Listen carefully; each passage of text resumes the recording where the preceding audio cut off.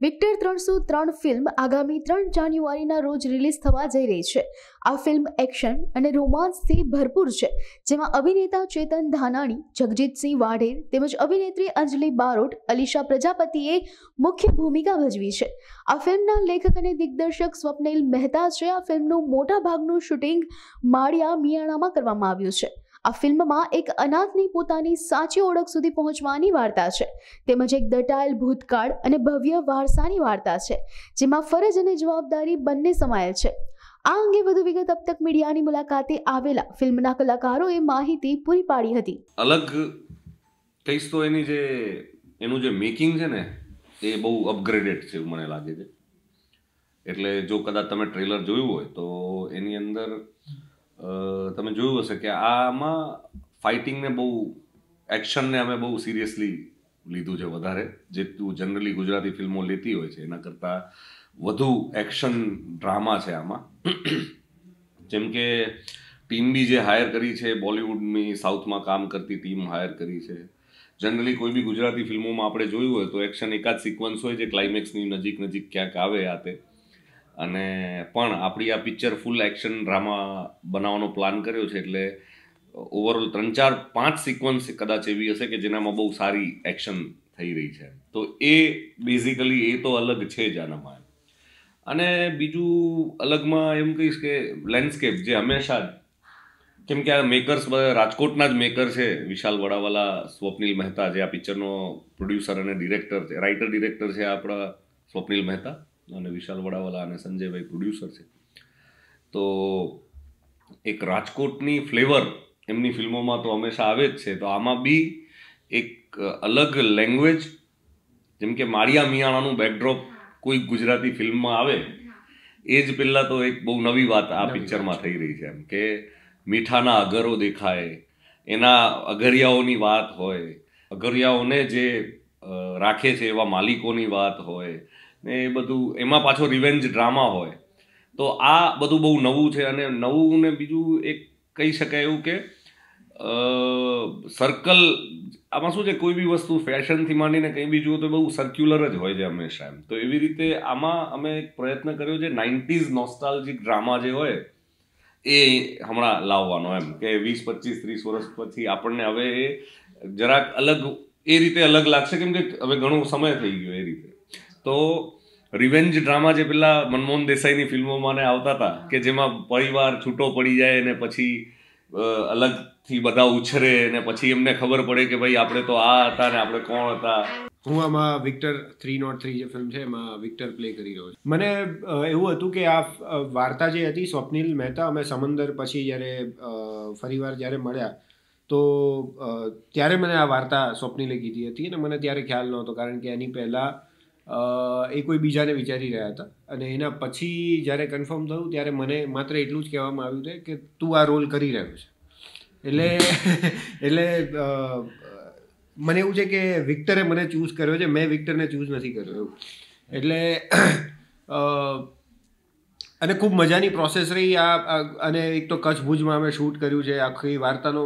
જેમ ચેતનભાઈ કીધું કે પહેલી વાર કોઈ માળિયા મિયાણા, જેમ કે મેં પહેલી વાર જ્યારે સ્ક્રિપ્ટ સાંભળી અને સ્વપ્નિલે જ્યારે કીધું કે આ માળિયા મિયાણાનો બેકડ્રોપ છે, તો મને ખુદને, હું ભાવનગરનો રહેવાસી છું, પણ મને, કારણ કે આપણે એક બહુ શહેરી જીવનથી એટલા વાકેફ હોઈએ છીએ, મને આ બધા નાના નાના ગામો વિશે ખબર નથી કે માળિયા મિયાણા નામનું એક ગામ છે જેની અંદર આવી રીતે મીઠાના અગર છે, ત્યાં મીઠાની ખેતી છે, એ મને પણ ખ્યાલ નહોતો.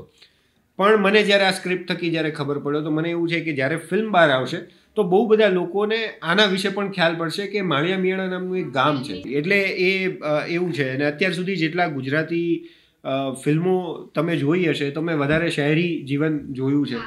અને આપણે એવું છે કે ગુજરાતને એક અલગ રીતે પણ બતાવવાનો પ્રયાસ કર્યો છે કે અત્યાર સુધી ગુજરાતીઓને રિપ્રેઝન્ટ જે રીતે ખાખરા, જલેબી, ફાફડા, થેપલાથી જ કર્યા છે, અને વધારે ને વધારે આપણે વધીને વાત કરીએ તો ગરબાથી રિપ્રેઝન્ટ થઈએ છીએ. પણ માત્ર ગુજરાત એટલું સીમિત નથી. આપણે અહીંયા પાળિયા સૌથી વધારે અહીંયા પૂજાય છે. જો શૌર્યની ને વીરરસની વાત હોય તો માત્ર ગુજરાતીઓ કંઈક મોટા પેટવાળા ને આ તે જે આપણે ટિપિકલ છબીઓ બની ગઈ છે, તો એવું નથી. ગુજરાતીઓ આ પણ છે. માટીની વાર્તાઓ, એ તળિયાની વાર્તાઓ લોકો સુધી પહોંચાડવી છે. જેમ તમે સાઉથની ફિલ્મોમાં જેમ કે કાંતારા જે આપણે ફિલ્મ જોઈ તો એ કંઈ આપણું કલ્ચર નથી, ત્યાં આપણે કોઈ વરા રૂપને આપણે અહીંયા નથી પૂછતા, પણ ત્યાંના લોકો જો પૂજે છે અને આપણે એને સ્વીકાર્યું, આપણે તો એમ સ્વીકારની સંસ્કૃતિ છે આપણે એમ તો, અને પણ રિલેટ કરીએ જ છીએ કે આવું આપણી આજુબાજુ ઘણું બધું થતું હોય. જેમ કે આપણું કસુંબો શૌર્ય રસવાડી પિક્ચર આવી હતી, જેનો અંદર બી એ વાત હતી. પછી સમંદરમાં બી આપણે એક દરિયા કિનારાના ભલે ડોનોની વાત કરી, પણ એ વાત છે એ લોકોની વાત કરી કે જે પણ ગુજરાત છે, એવી રીતે આ પણ એમાં એક ઉમેરો કરતું ફિલ્મ છે કે આ પણ ગુજરાત છે. એવું થશે ને એવું મને ત્યારે પ્રશ્ન થયો હતો જ્યારે અમે પહેલી જ વાર જ્યારે શૂટ કરવા ગયા અને જ્યાંથી શૂટની શરૂઆત થઈ. ચેતનભાઈનો જે આખો પોર્શન છે એ પહેલા શૂટ થયો છે, જે મારા ફાધરનો રોલ આમાં કરી રહ્યા છે. હવે પછી જ્યારે મારું કામ જ્યારે આવ્યું સ્ટાર્ટ થયું ત્યારે એવું નથી હોતું કે અમે સિક્વન્સમાં શૂટ કરતા હોઈએ કે વાર્તાની શરૂઆતથી અમે શૂટ કરીએ. અમે કંઈ પણ પહેલાં શૂટ કરી શકીએ, જેમાં અમે ક્લાઇમેક્સ પહેલાં અમે શૂટ કરતા હતા. સૌથી પહેલાં ક્લાઇમેક્સથી શરૂઆત કરી. તો એની જે ફાઇટ સિક્વન્સ હતી, અને ગુજરાતની અંદર એક્શન ફિલ્મો બહુ ઓછી બને છે, એટલે આપણા જેટલા કલાકારો છે એને પણ એટલી પ્રેક્ટિસ ના હોય કે જે રીતે તમે માર્શલ આર્ટ્સ કે આ તે, તો એની માટે અમુક જે પ્રેક્ટિસ કરવી પડે છે. અને પછી ધ્યાન એવું રાખવું પડે છે કે આપણે એક તો સેપરેટલી જે એક્શન સિક્વન્સીસ હોય છે એ શૂટ નથી કરી શકતા હોતા. આપણે જે દિવસો આપણને શૂટના મળ્યા છે, કે જેમ કે 30 દિવસ 35 દિવસ જે આખી ફિલ્મનું શૂટ થતું હોય, એમાંથી કોઈ 5 દિવસ 10 દિવસ આપણે અલગ રાખીને એક્શન શૂટ કરવાની હોય, પણ એના પછી તો આપણે ડાયલોગવાળા સીન પણ શૂટ કરવાના જ હોય છે. તો હવે એના માટે થઈને હું બીજા સીનની અંદર મારે કોઈ પટ્ટી વટ્ટી લગાવવાનો કે હું રિયલમાં કોઈ ક્યાંય સોજો ના આવે, ક્યાંય વાગે નહીં, તો આ બધાનું બહુ ધ્યાન રાખવું પડતું હોય છે. તો એની માટે યાર બહુ જ એક તો હિંમત જોઈએ છે, અને એક તો આત્મવિશ્વાસ એવો કેળવવો પડે છે કે આ થઈ જશે, અને એ પ્રેક્ટિસ જોઈએ છે. અને ત્યાં ઓફકોર્સ એક્શન ડિરેક્ટર અમારા જે હતા એમણે ખૂબ પ્રેક્ટિસ કરાવીને, એટલે બહુ ઇઝી રહી ગયું હતું. કારણ કે જે એક્શન ડિરેક્ટર પણ અમે હાયર કર્યા, એ પણ એમણે પણ બોલિવૂડની ફિલ્મો કરી છે મોટી મોટી, તો એના થકી અમને બહુ ઇઝી રહ્યું કે આ શૂટ થઈ જશે. અને એક સિક્વન્સ હતી કે જેની અંદર મારે કાચ ફોડવાનો હતો, તમે જોઈ રહ્યા છો, તો એમાં મેં પેલો શુગર ગ્લાસ આવે જે એમને શૂટિંગ વખતે એ વાપરતા હોય છે, જે બહુ ઇઝીલી બ્રેક થઈ જાય, પણ આમાં એવું નથી. મેં જે ઓરિજિનલ ગાડીનો કાચ આવે ને એ જ તોડ્યો છે. તો એ બહુ ડિફિકલ્ટ હતું, કારણ કે એક ઝટકે ના તૂટે, અને મારે એક જ ઝટકે તોડવાનો હતો, ને મારી પાસે એક જ શોટ હતો. મને એવું કહેવામાં, અને મને વાગ્યું હતું, કાચ અંદર ઘૂસી ગયો હતો આંગળીની અંદર. પછી મને ખબર પડી 10 મિનિટ રહીને, જ્યારે લોહી વહેવાનું શરૂ થઈ ગયું, ઇન્વોલ્વ હોઈએ, આપણું એડ્રીનાલિન એવું ચાલતું હોય, આપણે કરવું છે અને કરી રહ્યા છીએ, તો એના મૂડમાં ખબર ના પડે થોડીક વાર એમ વાગી ગયું છે. પણ મૂળ વાત એ છે કે આપણી પાસે બહુ ઓછા રિસોર્સિસ હોય છે, અને એની અંદરથી આપણે એક બહુ સારું કામ કાઢવાનું હોય છે. તો એના બસ પ્રયાસ છે. જેમ કે આ વિક્ટરની સ્ટોરી છે, તો વિક્ટરની લાઈફમાં જે અંજુ નામનું કેરેક્ટર છે, અલીશાનું, એની ગર્લફ્રેન્ડનો પાર્ટ પ્લે કરે છે. હું અને વિક્ટર, અમે જે અનાથ આશ્રમ જે દેખાડ્યું છે, તો અનાથ આશ્રમમાં અમે બે સાથે નાનપણથી મોટા થયા છે. તો એની બેસ્ટ ફ્રેન્ડ હું મતલબ તમે મારું સોનલનું કેરેક્ટર કહી શકો છો. હવે તમે કહો કે ડિફિકલ્ટ શું રહ્યું છે, તો ઓનેસ્ટલી મારા માટે આ આખું કેરેક્ટર જ બહુ ડિફિકલ્ટ હતું. કેમ કે એ બધી વસ્તુ અત્યારે ટ્રેલર અને ટીઝરમાં દેખાડી નથી, પણ જે જર્નીથી આ કેરેક્ટર પસાર થાય છે, જેમ કે એક ગ્લિમ્સ છે ખાલી પેલું જે ટ્રેલરમાં, જે વિક્ટર પેલી બોટલ ફોડે છે નક્ષરાજ ઉપર, અને એણે મને પકડી રાખી છે, તો એક સિક્વન્સ છે ખાસો જ્યાં મતલબ મેન હેન્ડલિંગ થઈ રહ્યું છે, પુરુષોના વચ્ચે છું હું. તો એ ઇમોશનલ ગ્રાફ, અને at the same time Victor અંજુના પ્રેમમાં છે, બટ સોનલ વિક્ટરના પ્રેમમાં છે. તો જે ઇમોશનલી પણ જે આખા ટ્રોમાથી જઈ રહી છે, અને એને કેવી રીતે ઓવરકમ કરે છે, and at the same time વિક્ટરની જર્નીનો આખો જે પોર્શન છે ને આખા ભાગમાં એ કેવી રીતે ઘૂસી જાય છે, અને એના સાથે શું થાય છે, એ આખું પોર્શન મારા માટે બહુ જ અલગ હતું, અને બહુ જ ડિફરન્ટ હતું, અને ડિફિકલ્ટ પણ હતું. અને લેંગ્વેજ પણ ખાસી ડિફરન્ટ છે. હું જે ગુજરાતી બોલું છું અને ત્યાં ફિલ્મમાં જે ગુજરાતી મેં બોલી છે બહુ જ અલગ છે. તો લેંગ્વેજથી લઈને કેરેક્ટર, ઇમોશન્સ, અને આખું એનું જે સોનલનું ગ્રાફ છે એ ટફ હતું મારા માટે. બટ મેં બહુ હતી જ ઇનફેક્ટ કે જે મેં સિક્વન્સ તમને જે કીધી, વધારે ઇલેબોરેટ ના કરતા, કે જેમાં પુરુષો મને હેન્ડલ કરી રહ્યા છે, હવે એ મારા માટે હું વિચારતી હતી કે હું એ કેવી રીતે કરીશ. કેમ કે ફિઝિકલી ઓલ્સો મને એ કમ્ફર્ટ થશે નહીં થાય, કે બધા પકડી રહ્યા છે, હું એ વસ્તુને રિએક્ટ કેવી રીતે કરીશ. અને શૂટ પછી પણ મને એ ફિલિંગને ઇમોશનથી બહાર નીકળતા થોડી વાર લાગતી હતી, કેમ કે હું અનકમ્ફર્ટેબલ થઈ જતી હતી. બટ અમારા જે મેકર્સ છે વિશાલ અને સ્વપ્નિલ, દે મેડ શ્યોર કે હું એક્સ્ટ્રીમલી કમ્ફર્ટેબલ રહું. એ લોકો જે એવા સેન્સિટિવ શોર્ટ્સ હતા તો પહેલાંથી એમને કહી રાખતા હતા કે આ એક જ વાર થશે. અને હજી એક સિક્વન્સ છે, એ તમે ફિલ્મમાં જોશો, જેમાં મને ધક્કો મારી રહ્યા છે. તો હવે એ સિક્વન્સ માટે વિશાલે પહેલાંથી જ કહી દીધું હતું કે આ એક જ ટેક થશે. તો સ્વપ્નિલને પણ એ જ કીધું કે આમાં મળ્યો તો મળ્યો, પણ આ પાછું આપણે બીજી વાર અંજલિ સાથે આ નહીં કરીએ. તો એવા બધા સિક્વન્સીસ છે જે મેન્ટલી થોડા ડિફિકલ્ટ હતા, અને એવું મને હતું કે હું આમાંથી કેવી રીતે નીકળીશ. But thanks to the makers, thanks to Vishal, Swapnil અને એન્ટાયર ટીમ, જે નક્ષરાજ પણ જે વિલન છે, જેના સાથે મારું મેજર જે પણ થાય છે, એણે પણ મને બહુ કમ્ફર્ટ ફીલ કરાવી. મને પૂછે કે જો આ તું આ ઠીક છે, આ બરાબર છે, અહીં તને પકડું, આ મળું. તો એવી રીતે મને બધાએ જ બહુ જ કમ્ફર્ટેબલ ફીલ કરાવી, અને પછી જ થયું. અધરવાઇઝ બીજા લોકોએ ના હેલ્પ કરી હોત તો હું કદાચ આમાંથી ના ઇઝીલી નીકળી શકત. તો એ તો તમે જાણો જ છો, એક તો ઉનાળો હતો. ઉનાળો એટલે આમ ઉનાળો પતતો હતો, ચોમાસાની શરૂઆત, પણ એની હીટ કેવી હોય જ્યારે સારું હોય, કેવી ગરમી આવતી હોય. એટલે એ ગરમીમાં પાછો ક્યારેક વરસાદે આવી જતો તો ગમે ત્યારે બફારો ભયંકર, અને જમીનમાંથી રિફ્લેક્ટ થતા એ વ્હાઈટ જમીન થઈ જાય, એટલે વ્હાઈટમાંથી રિફ્લેક્ટ થતા સનના કિરણો, એટલે આઈ મીન સૂર્ય, હું તો લગભગ 3-4 ડાઉન થઈ ગયો, આઈ મીન કાળો થઈ ગયો હતો 3-4 ડિગ્રી બધા જ લગભગ. પણ આ તો એટલે એ બહુ ખતરનાક હતું ને. મીઠું તો એમે તમારી એનર્જી ચૂસી જ લે એવું એનું ગુણધર્મ જ એમાં એક્શન અમુક કરવાના હતા. એટલે એ બધું ડિફિકલ્ટ, પણ શું છે કે યાર આપણું કલાકારોને હું એને બ્લેસ્ડ બી માનું છું કે બાકી હું એ જગ્યાએ શું કામ ગયો હોત એમ. બાકી મને ના જવા મળત એ જગ્યાએ કદાચ, અથવા હું ગયો બી ના હોત, વિચાર્યું ના હોત. પણ કેમ કે હું એક એક્ટર છું તો મને આ ચાન્સ મળે છે કે દુનિયામાં ઘણી એવી જગ્યાઓ છે જ્યાં બીજા નથી જઈ શકતા, અને ત્યાં અમને શૂટિંગ કરવા માટે જવા મળતું હોય છે. તો એ બી એક આમ તો અલગ જ ઘટના છે, ને મજા જ આવે છે. કારણ કે આપણા જે મેકર્સ છે, વિશાલભાઈ છે, સ્વપ્નિલ છે, એ જ્યારે પણ કોઈ ફિલ્મ લઈને આવે છે તો કંઈક નવું જ જોવા મળે છે. બહુ જ ડિફરન્ટ વેમાં એ લોકો આખું પોર્ટ્રે કરે છે અને દર્શાવે છે.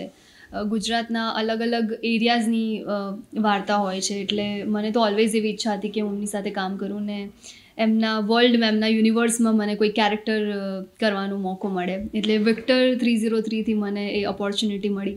મને એક્શન કરવાની ઓબ્વિયસલી ઈચ્છા કેમ ના હોય, પણ મારા ભાગમાં અનફોર્ચ્યુનેટલી આ ફિલ્મમાં નથી આવ્યું. પણ ના, બહુ મજા પડી છે. આટલા સરસ એક્ટર્સ તો છે જ, એ સાથે એટલા જ બ્યુટિફુલ હ્યુમન્સ પણ છે. એટલે બધાની સાથે મળવા મળ્યું, એમની સાથે સ્ક્રીન શેર કરવા મળી. અને ભુજમાં અમે લોકોએ શૂટ કર્યું છે, તો જ્યારે અમારા ઓફ ડેઝ રહેતા હતા ત્યારે ત્યાંની ફેમસ દાબેલી અમે લોકો ખાવા જતા, અને ત્યાંની જે અમુક પેલા ભૂકંપ થયો તો એનું જે મ્યુઝિયમ બન્યું છે, અમે એ પણ જોવા ગયા હતા. સ્મૃતિવન, યા. ફેવરેટ તો જે ટ્રેલરમાં મૂક્યો છે એ જ છે કે ફરજ અને જવાબદારી. એ જે માણા ચૂકે ને એ માણા નો કહેવાય. એ અભિનય એક્ટર છે એક, જે પણ એક સૌમ્ય જોશીનું વેલકમ જિંદગી કરીને એક બહુ મસ્ત પ્લે છે. એનામાં જે સૌમ્ય જોશીના દીકરાનો રોલ કરે છે, અને આગળ બી એની ઘણી બધી ફિલ્મો એને કરેલી છે. રેવામાં, હા બરોબર, એ પેલો બેસ્ટ રેફરન્સ. કોઈ એવું સોંગ કે જે તમારા માટે ખાસ હોય આ મૂવી માટેનું? મારા માટે ખાસ હોય હજી રિલીઝ થવાનું બાકી છે, કેમ કે મારું જ સોંગ છે. એમાં શું છે કે વાર્તા આપણી, મેં ના કીધું કે 90s રિવેન્જ ડ્રામા ટાઈપની છે. તો શરૂઆત જેવી થઈ ત્યારે એક અનાથ આશ્રમમાં ઉછરતા છોકરાની વાતથી આપણે ચાલુ કરીએ છીએ કે સીધા મોટાથી જ છે, ભલે કે આ લવ સ્ટોરીથી વાર્તા ચાલુ થાય છે, અને પછી પ્રોબ્લેમ થાય છે, ને એના લીધે જે પ્રોબ્લેમ ઊભો થાય છે ને એના લીધે જે જગ્યાએ ફસાય છે ત્યારે એને ખબર પડે છે, એને પોતાનો બેક સ્ટોરી ખબર પડે છે પોતાની, કે યાર હું અનાથ નથી. જે એને વર્ષોથી લાગતું હતું કે હું એવો અનાથ નથી, એમ મારા મા બાપ છે ક્યાંક અથવા નથી, તો કંઈક તો છે એમની પાછળ મિસ્ટ્રી. અને એ મિસ્ટ્રી એને જ્યારે ખબર પડે છે, એ જે હું અભિનય કહી રહ્યો છું, એ અભિનય બેંકર જે રેવામાં બંગાનું કેરેક્ટર કરતો હતો, બીતુ બંગામાંથી, તો એના થ્રુ એમને ખબર પડે છે. અને ત્યારે જે ફ્લેશબેક સ્ટોરી આવે છે એ મારી સ્ટોરી આવે છે, આઈ મીન કે એનો બાપ કોણ હતો એવું કહેવા માટે. તો એમાં એક જે ગીત છે એ મને મારા માટે બહુ ઇમ્પોર્ટન્ટ જેને કહી શકાય એવું અને મજા આવશે એવું ગીત છે એ. પણ મને બહુ બધા ગીતો બહુ ગમી રહ્યા છે. હમણાં બી અમે રસ્તામાં આ એક ગુમ કરીને સોંગ ઓલરેડી આવ્યું છે અમારું, ગુમ, જેમાં આ ત્રણેય જણા છે અને love story, I mean love song છે, ઇટ્સ અ લવ સોંગ.